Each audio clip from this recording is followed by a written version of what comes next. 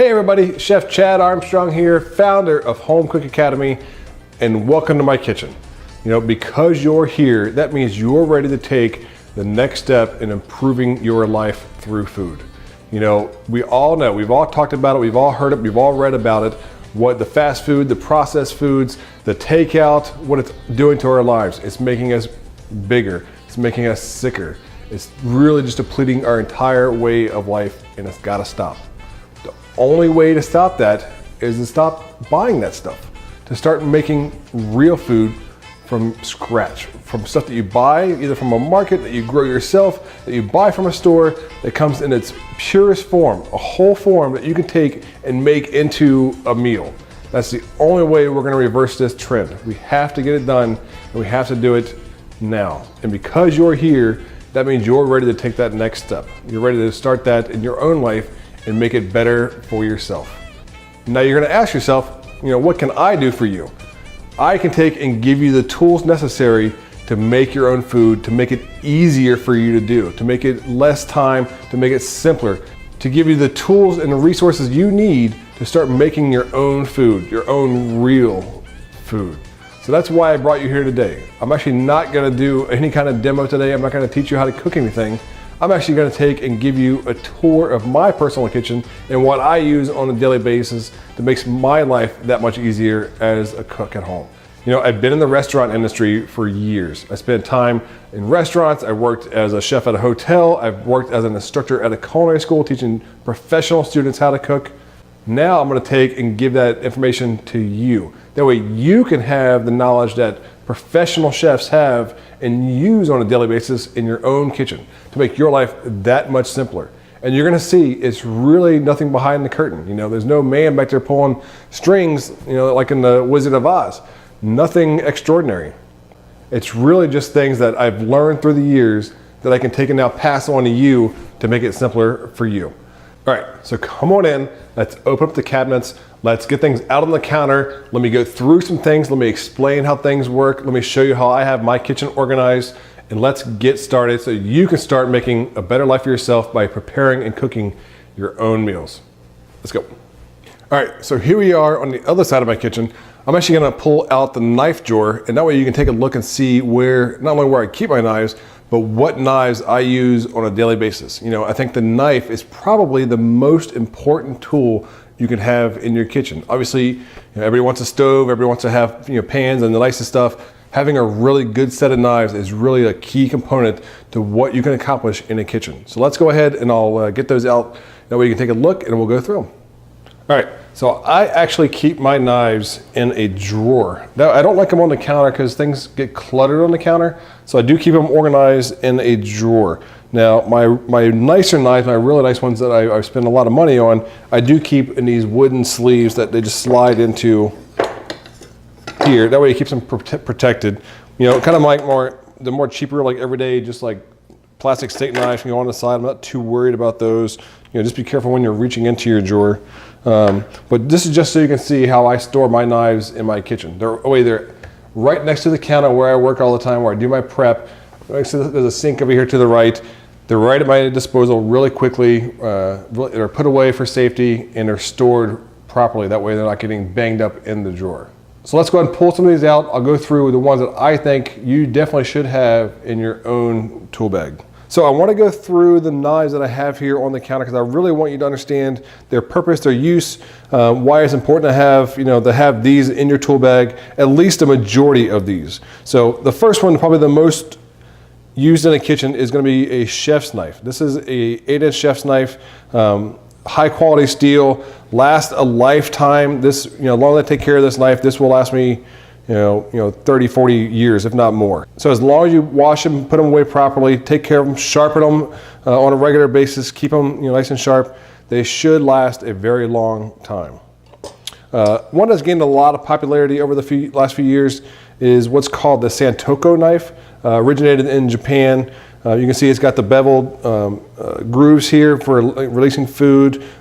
Really well-balanced knife, really great for chopping like vegetables, but not so great for doing, you know, like a bigger piece of meat or trying to butcher something, because it doesn't have that tip that you really want. But it's got a nice little balance for rocking back and forth.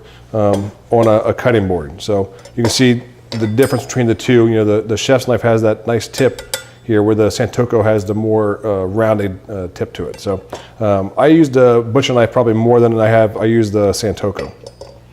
A really good bread knife is a really key component to your kitchen, especially if you get into those hard, crusty breads. You really want one that's got a nice slice through the bread, really nice without having to smash it down. So nice serrated knife will work just fine for that. I do have a flexible boning knife. I love this knife for carving smaller pieces of meat, for butchering chickens, for filleting fish. It's got a nice bend to it, nice thin point. Works really, really well for getting into tight little areas on larger pieces, or on smaller pieces of meat. The other knife I think you should definitely have is a paring knife. This is about a 2.5-inch paring knife.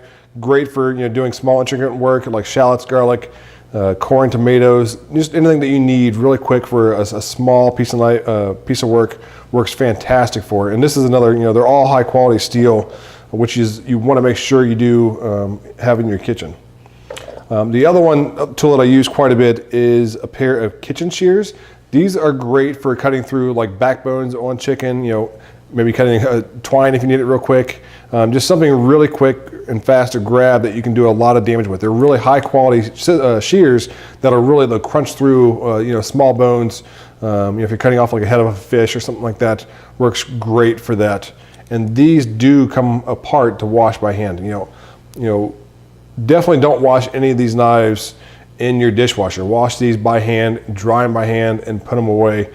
They'll last, like I said, a lifetime. And most of them have a lifetime guarantee. So this is a really good set of just kitchen shears that I think you definitely should have. And to help kind of take care of a lot of your knives is a honing steel. Now this is not going to sharpen your knives. This is just what you should do on a daily basis, just to bring that edge back to your knives. This is really going to help improve the quality and the life of your knife as well, especially when you get your knives sharpened. This is what's going to help keep them last that much longer in your kitchen. So definitely invest in a good honing steel. And last thing I want to say about knives, make sure that. So the last thing I'm going to say about the knives is make sure that you get these either professionally sharpened, or if you want, you can always invest in a sharpening stone and do these yourself if you have that knowledge. It's definitely something that I'll be teaching in Home Cook Academy, is how to sharpen your own knives if you do have a honing or do have a sharpening stone, and want to invest in one of those. They can be a little pricey, but it's definitely worth the investment if you do invest in a really good set of quality knives. All right, so here we are over in the corner of my kitchen. This is where I keep my spices, my dried herbs, salt, a few other things. But I want to go through and just take some time and go through the cabinet and show you kind of what a professional chef uses, what makes a professional chef different from a home cook or people who are just learning how to cook. And that really is about how to use spices and dried herbs properly. How to use salt properly, how to season things. That's really what makes a big difference, and really separates that gap in becoming a professional chef and being someone who's just starting out and learning how to cook. And that's what I'm going to show you with Home Cook Academy, is just how to use seasonings and spices and salt properly, so that way you're getting the most flavor out of your food with as little as possible, without overkill or overdoing it, or maybe even underdoing it. You want to make sure your food tastes really good, and that's what I'm going to show you how to do in Home Cook. I'm also going to show you, go ahead and go through this cabinet just to show you a few things that you might want to think about having or putting into place into your own kitchen now that you can use right away. So let's go ahead and open up the door here. There's no magic spice back there. It's gonna, like, the one thing that professional chefs use. You can really see that this is all just a regular spice cabinet. There's really nothing special about it. The first thing you might notice is that I do have my spices tiered, and they are alphabetical order. You'll find a lot of chefs might be OCD, and I really am no exception to that. The one thing I want to talk about with spices, when you're buying spices, source your spices from a reputable source, a place that maybe has a lot of turnover, where they're going through a lot of spices, either your local spice shop or your local store that that are going through and are selling a lot of them. If they're sitting on the shelves and they're covered in dust, and every time you go there it's the same thing, there's a good chance they've been sitting around for a while. So you want to make sure you do buy from a reputable source. I also try and buy as many spices as possible in whole form. And the reason being is that you'll get more flavor out of spices that haven't been pre-ground. So, I do have some things that are pre-ground in here, but I go through those on a pretty regular basis. And they're not as easy sometimes to use as a whole spice. But like this is whole cardamom, and I buy this in whole form because I know that the flavor and the intensity, the aromas are going to be so much better. I also encourage you to get yourself some kind of spice grinder.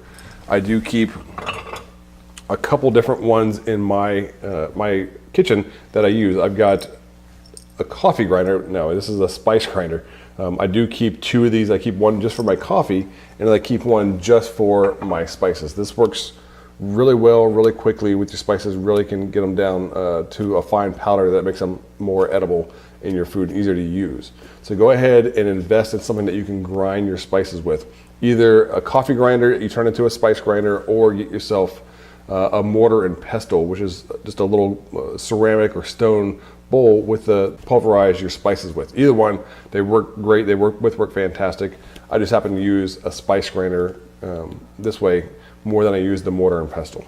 Salt, definitely get yourself some coarse sea salt. You don't want to use the iodized salts. You don't want to use the salts that have been processed, where they've been stripped of all their nutrients, where there's really nothing left in them that's nutritional value for you.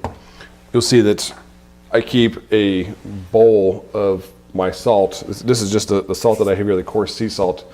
I keep a bowl next to my cabinet or my oven to my stovetop, so that way it's easy access. I can grab it. And what I like, and you'll find out yourself, is that coarse sea salt you can feel in your fingers. You can feel when you're seasoning something, as opposed to where you're putting like the highly processed or the iodized salts. You can't see how much you're putting onto your food. I like to be able to feel the food, and that's a main thing you'll see with chefs. Is most kitchens, most restaurants will have, everybody will have a station, will have a bowl of salt at their station that they use. They won't have a shaker that they're pouring out of onto the food. Also get yourself a pepper mill. Whole pepper is another key ingredient that really does a great job of helping bring out flavors in food. Very similar to salt, it really helps maximize and intensify your flavors in your food. But get yourself a pepper mill. It doesn't have to be a great big one. It can be a small one. But once again, you want to, something that you can grind fresh peppercorns instead of having to use the pre-ground at the store or wherever else that it may be. Get yourself a nice pepper mill that you can keep with your salt for seasoning your food. I also have some other, sea salts that are more expensive, but I use them in not everyday applications. I use these more for like finishing a dish or just to add a little flavor. And these are expensive because these are dried by the sun, and then that is it. There's nothing else that's done to them. So it takes a little bit longer to make these salts, and that's why they're a little bit pricier. You don't have to get those, but if you do want to, maybe learn more about finishing a dish or adding a little bit more flavor, you can always go out and do that. With your spice cabinet, with your dried herbs, make sure you go through this thing often. Go through it regularly. I'd say go through at least once a year, if not every 6 months. And you probably want to start now in going through and getting rid of spices and dried herbs that have been back there for, since the holidays of '96. Completely dried out. There's no flavor left in them. There's going to be nothing that you're going to want to put onto your food. You want to use your herbs as much as you possibly can, but if you're not going to use them, you can't buy a big thing of it, you're not going to go through it. Go to a local spice shop and buy a smaller amount. They usually have jars that you can buy them by the ounce or the pound. Buy a small amount that you'll use within that 6 month to a year period. If not, don't go out and buy a big jar of cardamom that you're not going to go through within the year. Try new things. Go to your local spice shop and try new spices, new herbs. You get to know these things. What are they for? Have fun with your food. So, this is just my spice cabinet where I keep my stuff. not a lot of crazy things. And there's no, like I said, no little magic genie spice packet back there that a professional chef uses to make their dish just that much better. So, all right, go out, get yourself some spices, try them, clean out the spice cabinet, whole form, and get yourself a spice grinder. All right, let's go on and move over to the next section. All right, so I want to show you just a few things that I use on each side of my stove that I keep in buckets, and these are just my main tools and utensils that I use on a daily basis. I keep 2 buckets because that way I can have one in each spot on the other side of my oven, or I can move it with me really easily to another part of my kitchen to do some work. I also have enough stuff in here where if I'm doing a larger meal, I don't have to be washing it every time I use it, so I can use it for something else. I can put it away into the dishwasher and get that one clean while I'm using another one. That way it kind of helps move things along a little bit faster. It's definitely worth it to invest in a few tools. Over the years I've invested in a few of these. It's a great idea to go ahead and pick up some of these things that you're going to use on a daily basis. Things like tongs, high temperature spatulas. I use these quite a bit. They go up to temperatures, I believe, of 500 degrees without melting.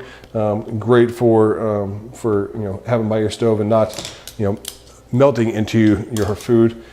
Spatulas, large kitchen spoons, both metal and plastic for different applications. Whisk,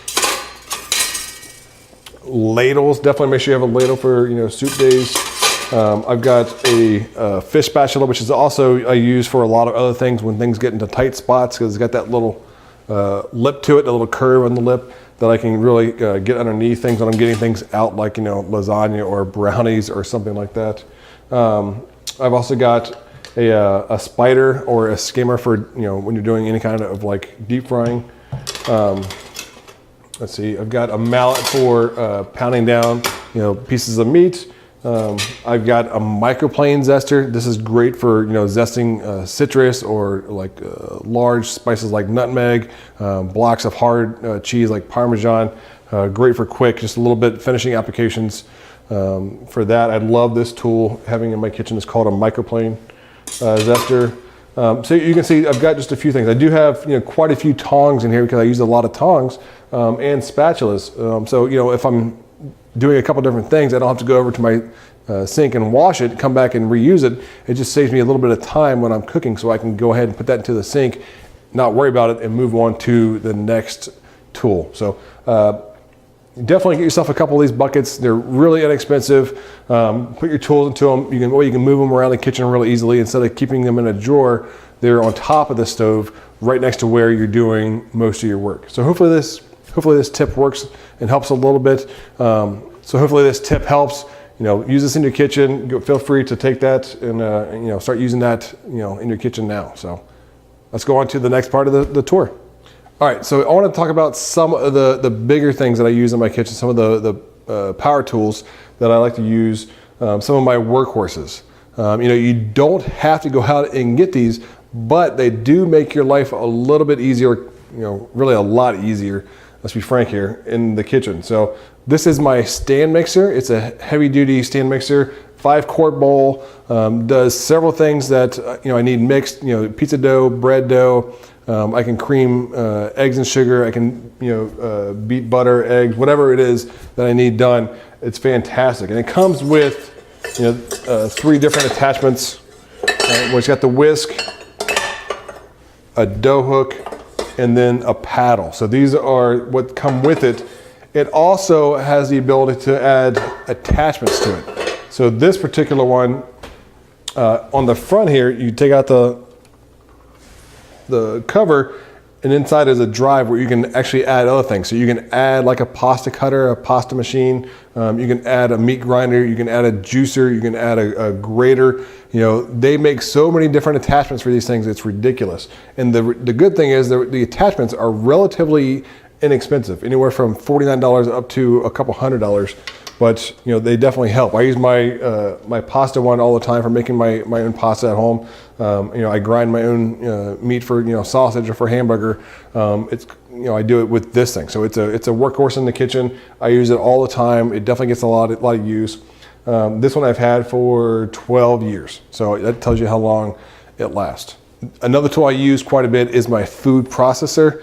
This one has some age on it. I think this thing is 18 to 20 years old. I've had it for a long time, but it still works. But that also lets you know you invest in something, you take care of it, it's gonna last you a long time. So this thing I use all the time as well. Great for making, hummus, for making Caesar dressings, for making vinaigrettes. I use it all the time in the kitchen. This is probably used 2 or 3 times a week.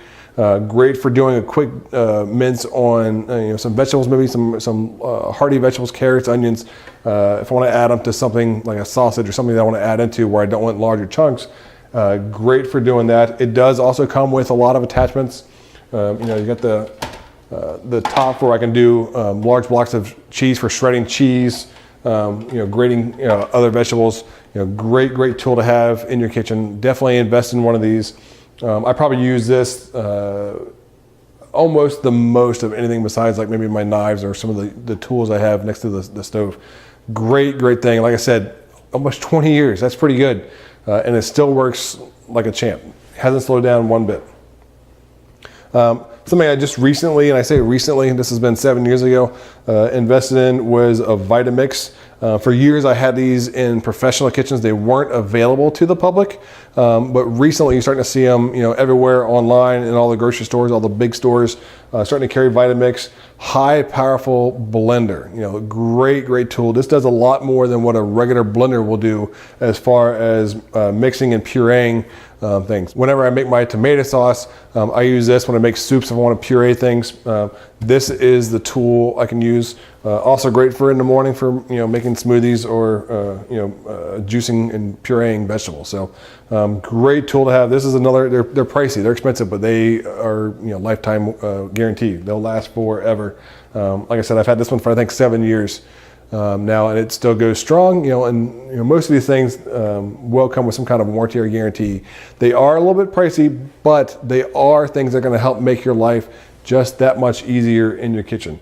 The good thing about Home Cook Academy is I will show you these being used in full detail throughout that program. So definitely worth checking out. For more information on that, you can go to chefchadarmstrong.com. So hopefully this helps give you a little insight into what I have for the larger power tools that I have in my kitchen, the things that are kind of like the workhorses behind the scenes of a chef's personal kitchen. All right, so I hope today's tour helped. Just to let you know, there's nothing special going on here. No secrets that we have, just the same stuff that most people have in their own kitchens. What it's really all about is giving you some insight into what a professional chef does on a daily basis that you might not be using and doing in your own kitchen at home. These are all things that I hope can help guide you and get you back into cooking for yourself. That's what I created Home Cook Academy for. That's what this is all about, giving people the knowledge and information needed to give them some confidence, to get them back to cooking for themselves, to get us away from the food that's not doing us any good. So I've got another video coming. Stay tuned for that. You should see that very soon. I hope this helped. Please feel free to leave comments, questions below. I'd love to hear from you. I'd love to, people to reach out and just kind of ask. Let's get a conversation going about what we can do to improve our lives with food. So until next time, get out there and cook because life is worth cooking. Take care.